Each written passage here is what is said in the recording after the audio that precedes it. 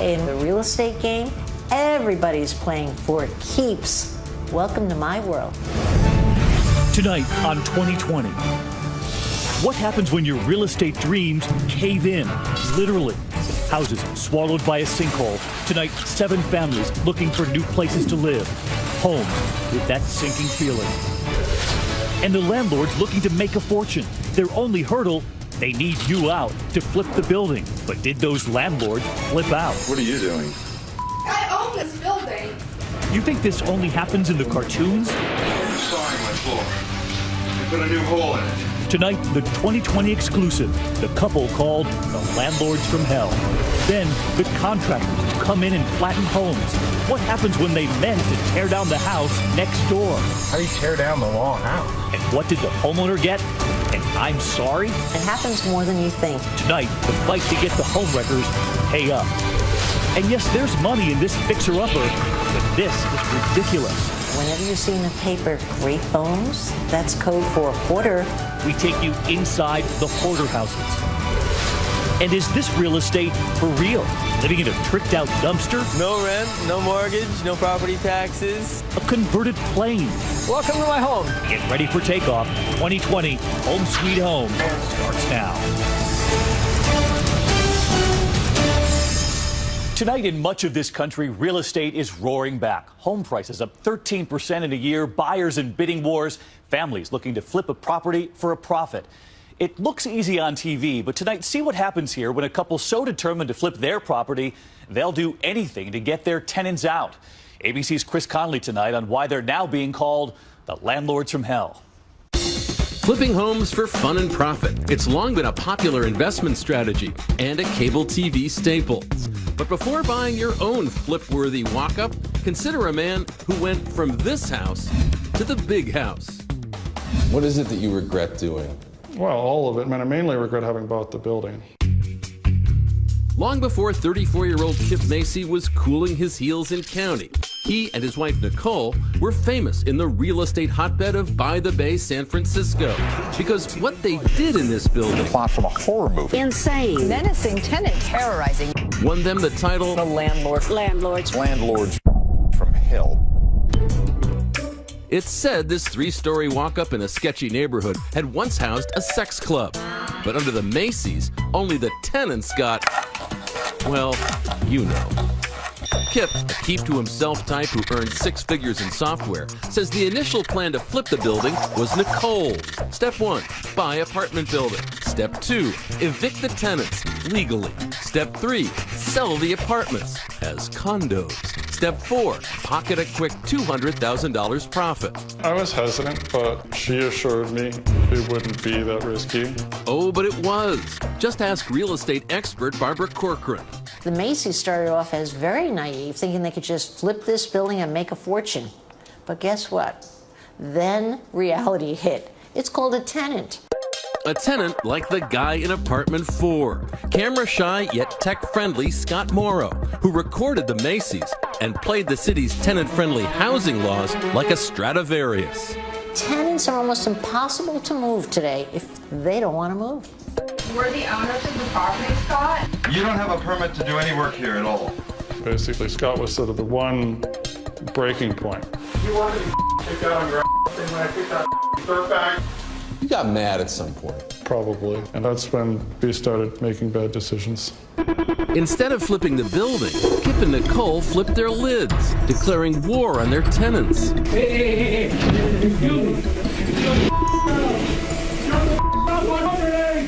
What are you doing? I own this place. I own that land. I own this building. Cutting phone lines and shutting off power? Slumlord 101. But here's Kip burglarizing an apartment occupied by 3 tenants while being photographed through a peephole. Cutting edge, right?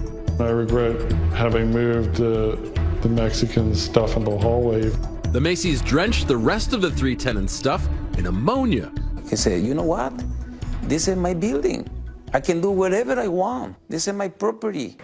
Building manager Ricardo Cartagena treasured his artwork and found it trash when the Macy's ransacked his place.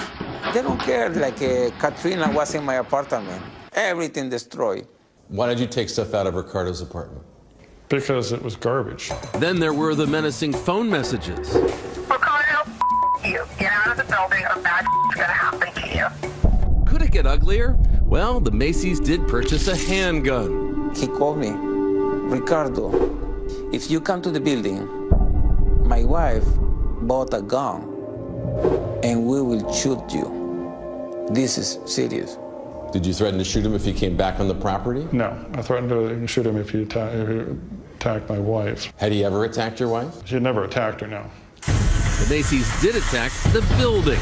Nicole asked an inspector what support beams they could cut to make the building unlivable. San Francisco District Attorney George Gascon. This has got to go in the books as the dumbest criminals there are. They used a power saw, they tried to cut some of the support beam right underneath the floor. See all those cuts in the beams? Kip and Nicole were sabotaging their own $1 million property. I don't understand why you were doing it. We didn't either at this point.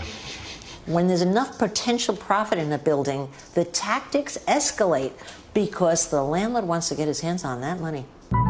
I was in the hallway and I hear screaming, stop, stop, stop. I called the police, stop. It was a handsaw coming up through the floorboards of apartment 4. They're sawing my floor. They put a new hole in it. This looks like right out of a cartoon. Literally, you can see the blade going through the wooden floor. I'm guessing that's not legal. No, to say the least. If anybody was going to make a movie about a problem between landlords and tenants, this would be a perfect script.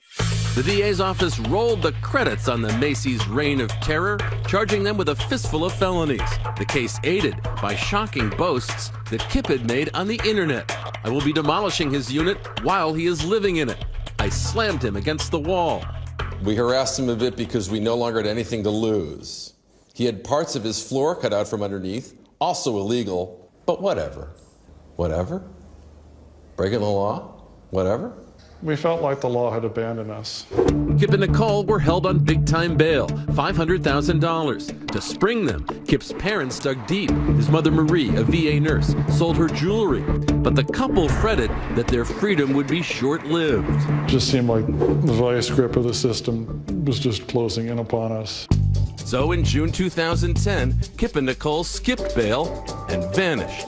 Did you say to your wife, we can't leave because my parents will be out $500,000? No, I didn't. Totally oblivious to the enormous difficulties that would put us in.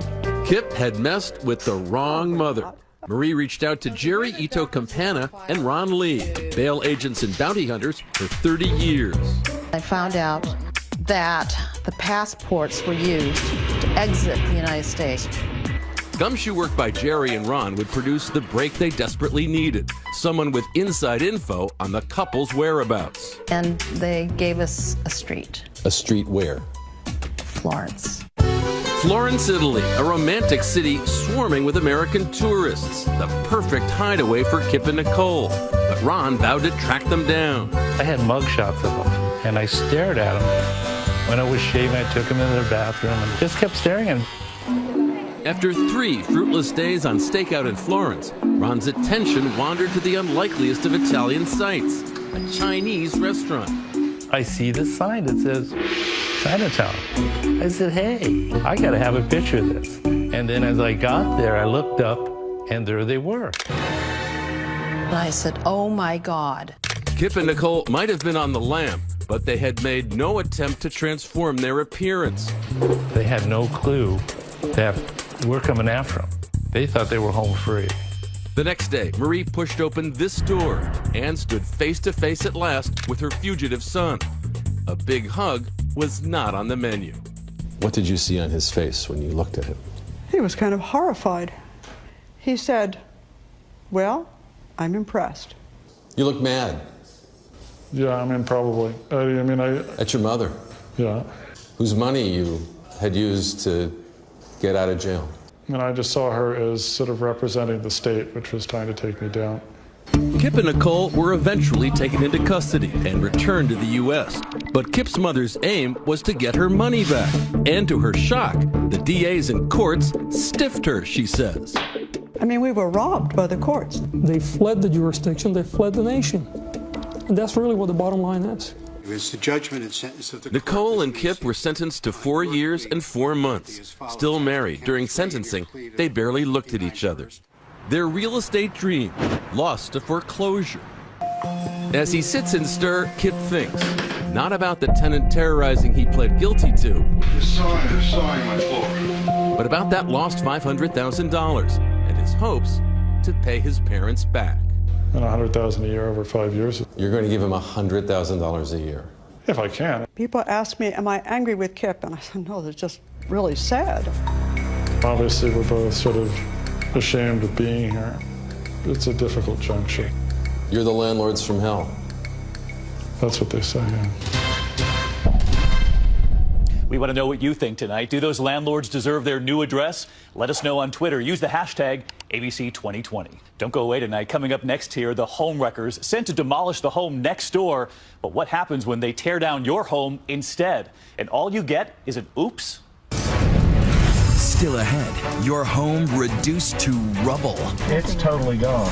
The government meant to tear down your neighbor. You can't unring the bell at this point. And talk about a tough sell. Hoarder houses. This is not rice.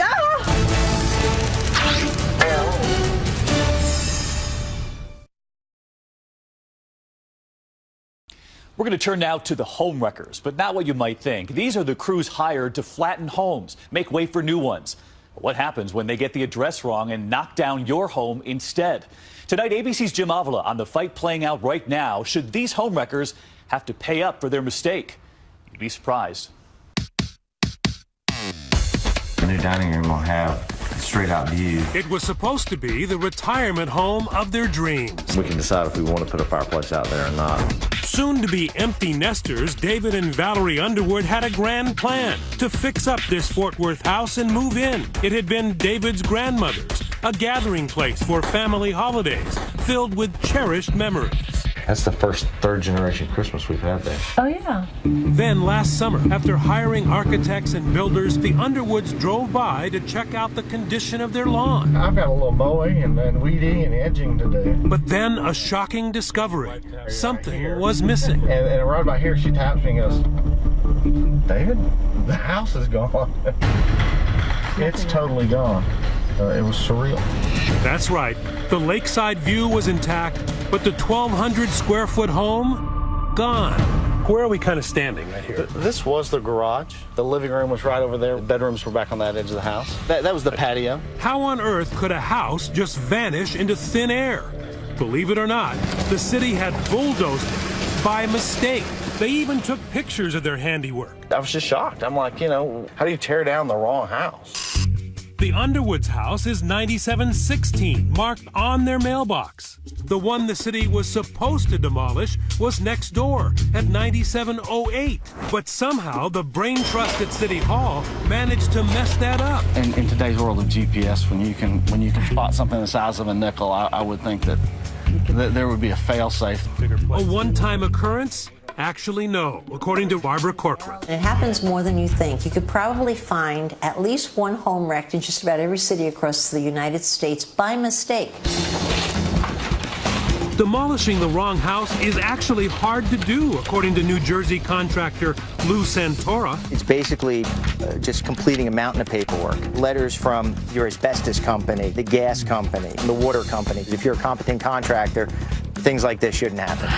That small comfort to Andre Hall, he figured he had the wrong address when he saw a backhoe tearing down a house.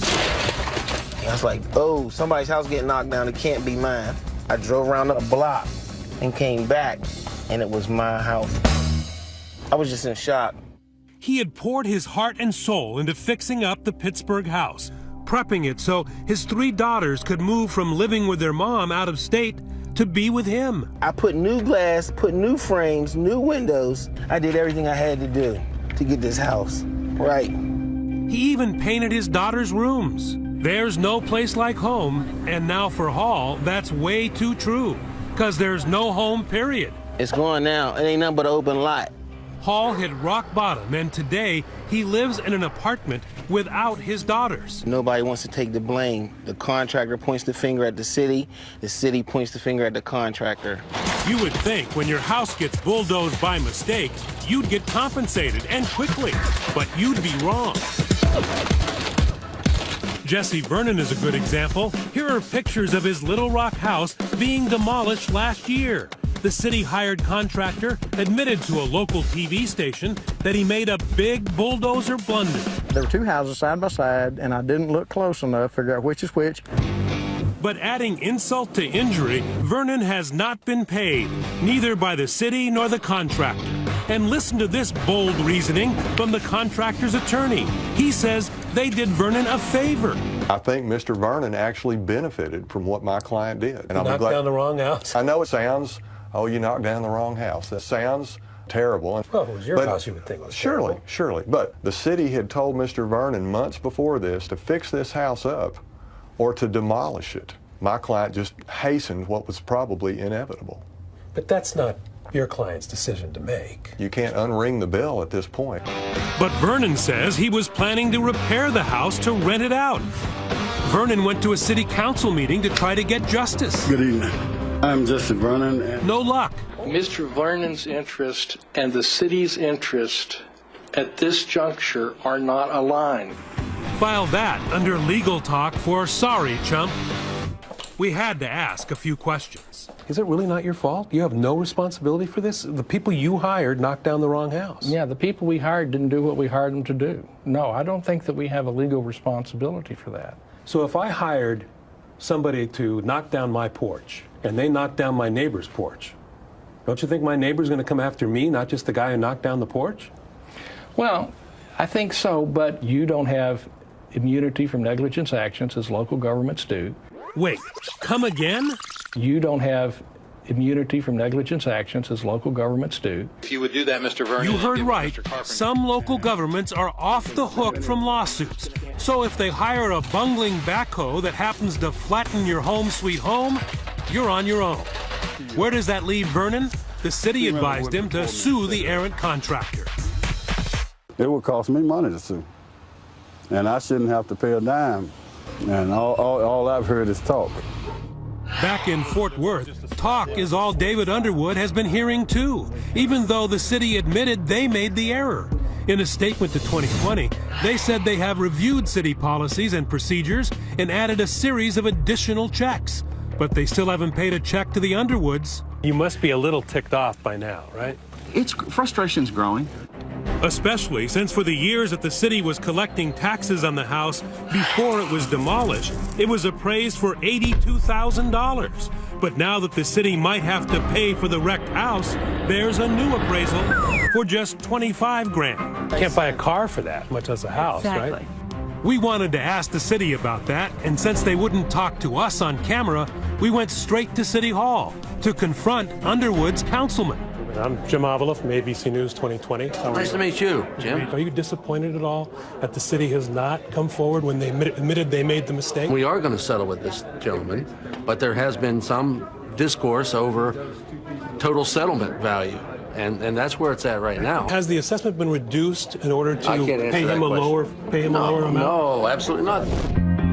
The Underwoods still hope they can salvage their dream house, rebuild, but the memories they had, those have been demolished. And so what is left of your dream at this point? It's a new dream. It's a new vision. We're going to have to build a totally new house now. There's not going to be that tie to my childhood. It did mean something to me. Obviously, if I'd want it torn down, I'd have torn it down. A lot of fingers being pointed in this one. So who should pay? The contractor or the town that hired them? Weigh in on Twitter. Use the hashtag ABC2020. When we come back here tonight, the story right from the headlines, the homes disappearing right under their feet. The dramatic new pictures, how to know if your home is sitting on a sinkhole. You've got to see this. Watch what a sinkhole does to a stand of trees. Hey, move it, John. Yep, I got it. It did it yesterday to a whole neighborhood. We're asking everyone to stay in place, except for the homes that we have evacuated. I thought maybe it was someone trying to break in. No, it was their house being sucked into the ground. When we come back.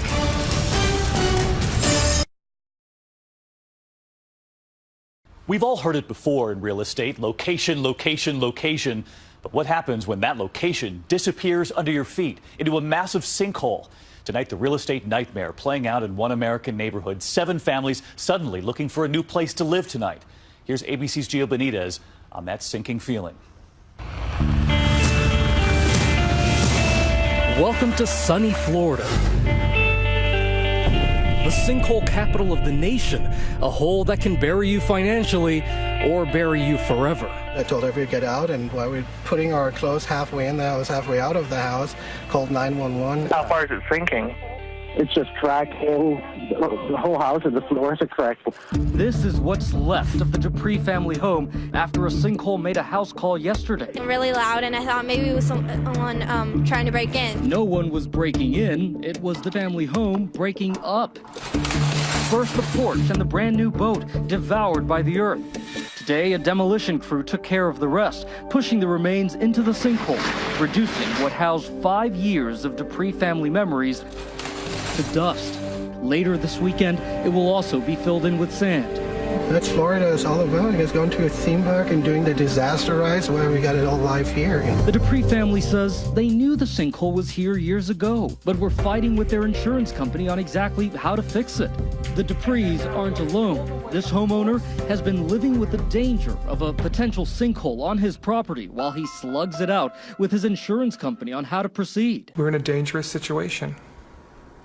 Definitely. And it's been for the past 3 years. We can get up in the morning and notice that crack's bigger. I mean, all of a sudden, it's gotten larger. The non-action can lead to a form of real estate roulette, where every day could turn to drama. This entire area in our home can fall into the earth. Could just collapse. With us in it. The bedroom floor just collapsed and my brother-in-law is in there. He's underneath the house. An enormous sinkhole swallows a family's home. But the fallout isn't just financial, sometimes it's deadly.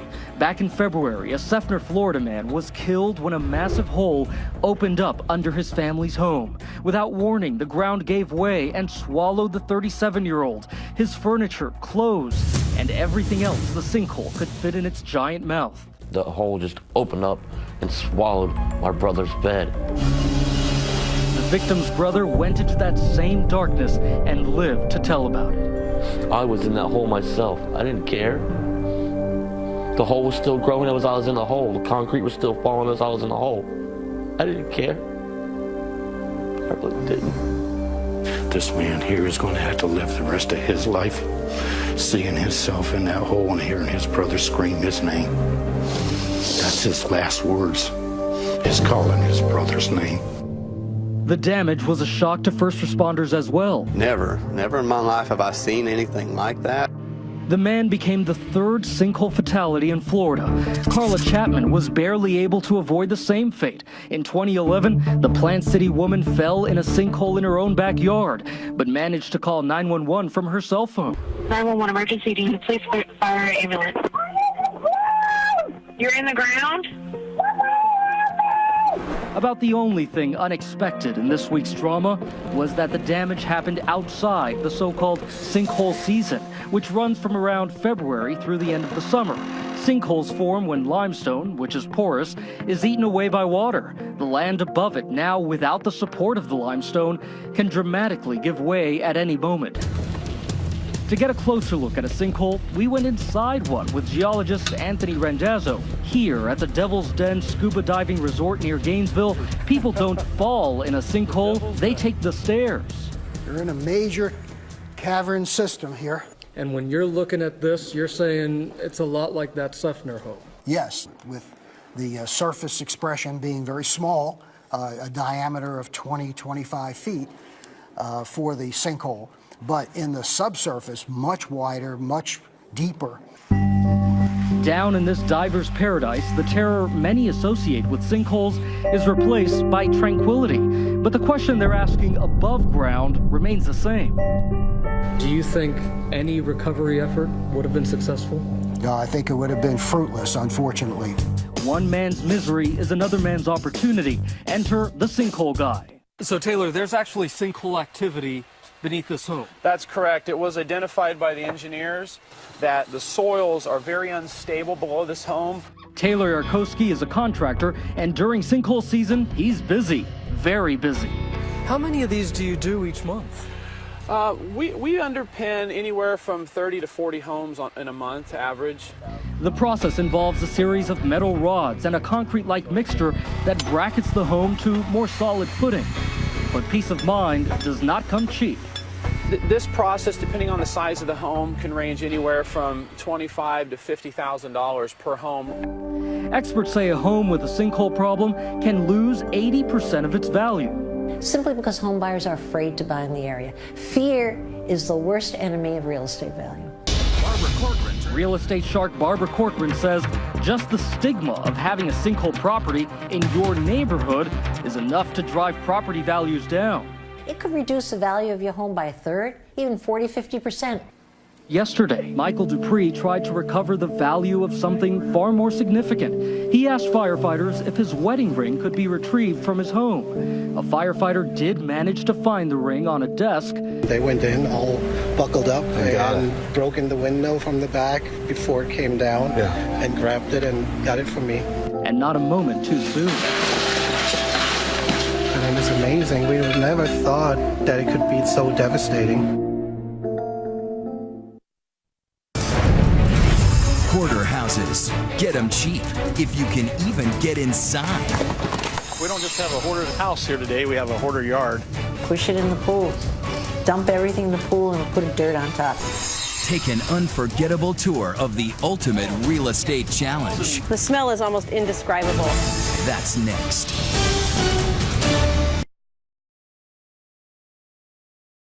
It's Real Estate 101. Buy the worst house on the block, fix it up, and you could make a mint. But what happens when you open that front door and have no place to step? ABC's Cecilia Vega takes a deep breath tonight and steps into the ultimate real estate makeover when you buy a hoarder house. Something's rotten in some of the most desirable neighborhoods in Southern California. We don't just have a hoarded house here today, we have a hoarder yard. Hoarding. It's a problem guaranteed to send even the most eager house hunter running for the hills. When I first walked the property, I had a path through there, but now that's not even there anymore. Whenever you see in a paper Great Bones, that's code for hoarder. Real estate mogul Barbara Corcoran. Listen, when you're a real estate broker and you find yourself about to get a listing owned by a hoarder, it's your worst nightmare. Hard to sell, hard to advertise, impossible to show. So we're not even in the kitchen, right? We're on top of the kitchen. But Mission Impossible just happens to be right in Roger Faulkner's sweet spot. I'm looking for the worst house on the block. So if your house is in disrepair, it's cluttered up, I'm looking for your house. That's how I'm going to make money. He's a developer who specializes in real estate rehab, and he just made a screaming deal on a house that would leave most buyers just screaming. Oh my God, no one lived here. Come on, this can't be real. This is a tear down. Push it in the pool. Dump everything in the pool and put dirt on top. That's what I would do here. But Roger ran the comps and found similar clean houses selling for up to $500,000. For him, there's treasure in this trash. We picked this house up around $320,000. We're going to, a minimum, have to put $75,000 to fix this house and bring it up to code. And then on the resale, it's around $475,000. Faulkner says he'll take it down to the bones, replacing everything but the studs and the roof. You could say, oh my God, my biggest thing is that people were living here and I feel sorry for them. I'm gonna head for the back bedroom off to the right here. This is Kira. Somehow she, her daughter, and ailing mother called this home. You hear this word hoarding thrown around, and you don't really think that that's what you're doing. You think it's collections of this or collections of that. She blames both her and her mom's lifelong struggles with depression and other health problems for their inability to stop accumulating stuff. It kept growing and growing and growing, and I didn't want to admit that I had anything to do with it. They didn't want to sell, but impending foreclosure left them with no choice. Still, Kira can't let go. No, it's only been a week and a half. So it's a fresh, sorry. It's typical for hoarders to want to stay in their homes, living amid the fire hazards and the biohazards. You can't understand the smells that I've smelled. And that's a major problem for Darren Johnson, a fire inspector in Orange County. Some type of mold. Not sure what it is. He's part of a hoarding task force. This is not rice. He's got rodents running everywhere. Yeah, that mousetrap has got a dead mouse on it, but Stop! We receive probably 8 to 10 cases a month. Orange County Fire Inspector. Just look what Darren found here behind the lush gardens and beautifully appointed exteriors of an upscale townhouse community. I don't consider myself a hoarder. Meet 72-year-old Nancy. She lives amid decades of dust, cobwebs, and, to put it mildly, clutter. Her kitchen has everything from last night's Chardonnay to, well, we don't even want to go there. What do you consider yourself? I consider myself the grand poobah of Procrastinators Club. I'd look at it and go, oh, I'll do that tomorrow.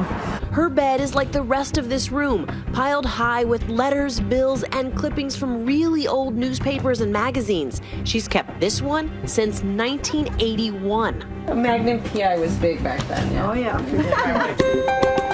We asked hoarder homebuyer Roger Faulkner to tour Nancy's neighborhood, look at photos of the worst of her hoarding, and do the numbers. The full value of this is $500,000, but without getting inside, I'm going to have to do a gut shot and say $350,000. And the worst part about it is you feel so badly for the homeowner because you know they're never going to get as much money out of that home as if they could possibly clean up.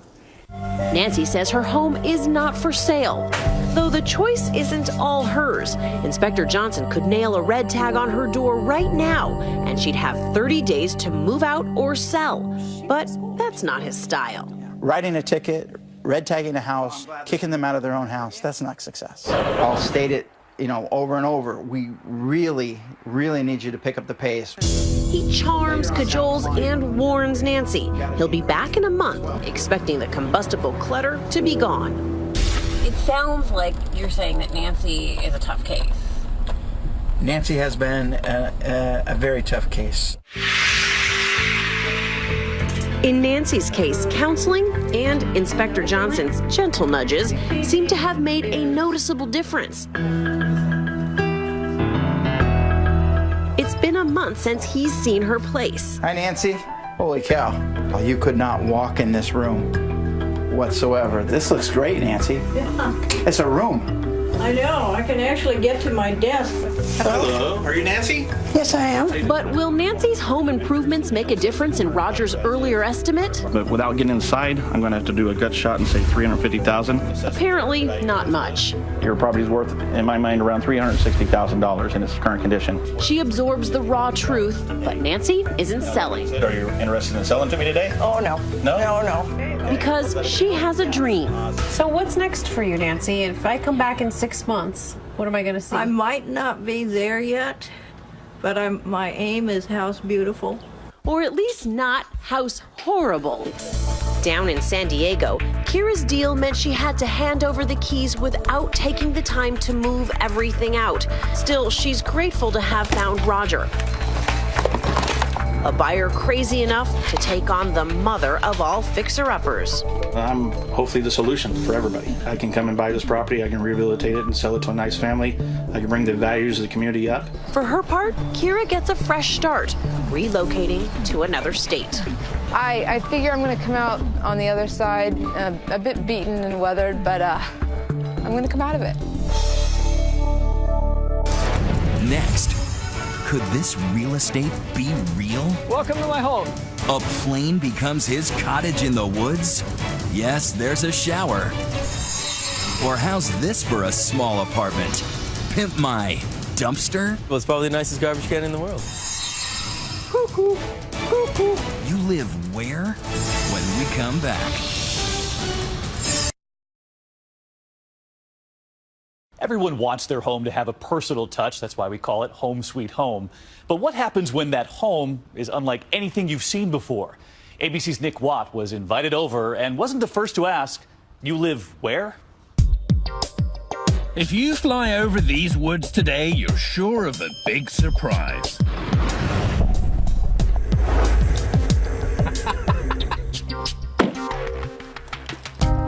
Bruce? No, it's not a plane crash. Hi. Hi. It's, Welcome to my home. It's Bruce Campbell's house. How do I get in? Why didn't you just build yourself a nice little log cabin or something? I mean, I've got to say, driving up in the car, I couldn't help but burst out laughing. It is different. I'm an engineer and I love toys, and this is a good, big toy.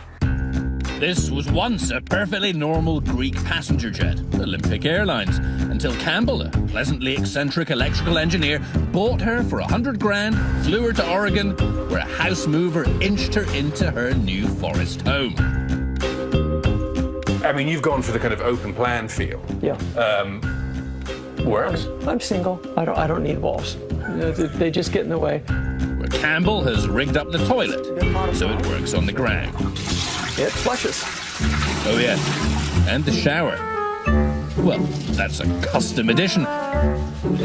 Campbell, who is still remodeling, right now sleeps in what was coach on a fold-out couch. So at night, do you have to put down every window shade? No, I don't worry. The squirrels don't complain. Guests can recline on the original aircraft seats and enjoy the totally disconcerting view out of Campbell's front window.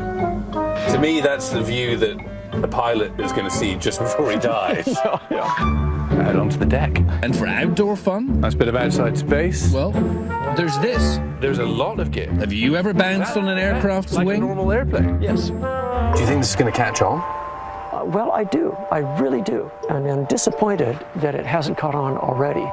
Aircraft are decommissioned every day and mostly consigned to the boneyards. Campbell thinks we should all live in them. He does. Would you? Okay, if not a plane, what about this? Would you live in a trash can? We're in Brooklyn, and here we have a drab green dumpster on the outside. Inside, holy smokes if it isn't a fully functioning home. Greg Klein, an artist from California, turns into Top Cat when he's in the Big Apple for work. He lives in a garbage can. It was just an idea that hit me all of a sudden.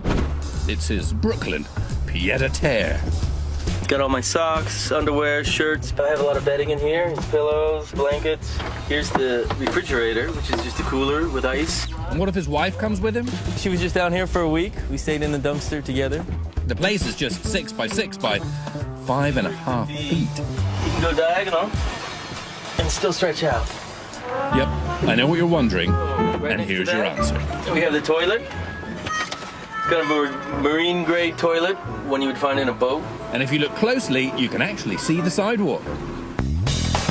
The empty dumpster cost $900, brand new, no garbage smell, and Klein spent another $2.5 grand pimping her up. Granite countertop, gleaming grill, roof terrace, and yes, like Campbell, Mr. Klein also jerry-rigged a working shower. If you don't mind strangers catching your glimpse. Just flash that guy.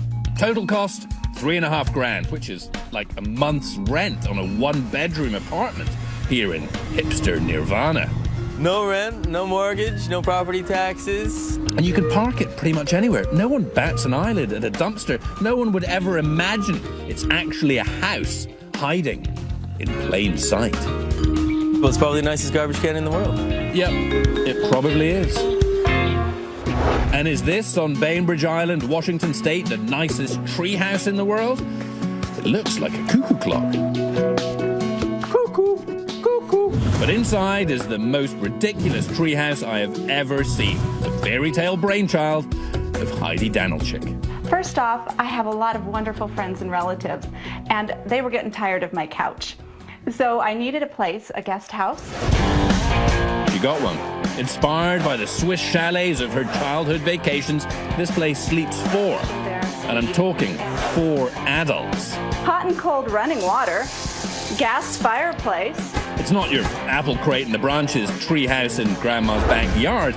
This is a tricked out house in a tree with a china hutch and killer views.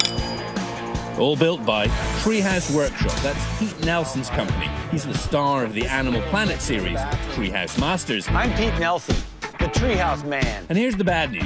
Nelson says a fat treehouse will cost you at least 100 grand. I feel bad throwing around 100 grand like that, but that's kind of like where I'm finding we're mostly in that range to start with. Right, and it goes right. up from there. It's terrible. Nelson has built tree houses costing up to $500,000. Was your husband 100% supportive during the entire process? My husband was away at work. My, oh my, that's a shock to come home to. A £50,000 treehouse, looking like something out of Lord of the Rings. It doesn't harm the tree at all? No, the tree, I tell you, the tree likes it. I think they do. I like it. And that's our program for tonight. I'm David Muir. For Elizabeth and all of us here at 2020 and ABC News, thanks for watching. I'll see you here this weekend. Good night.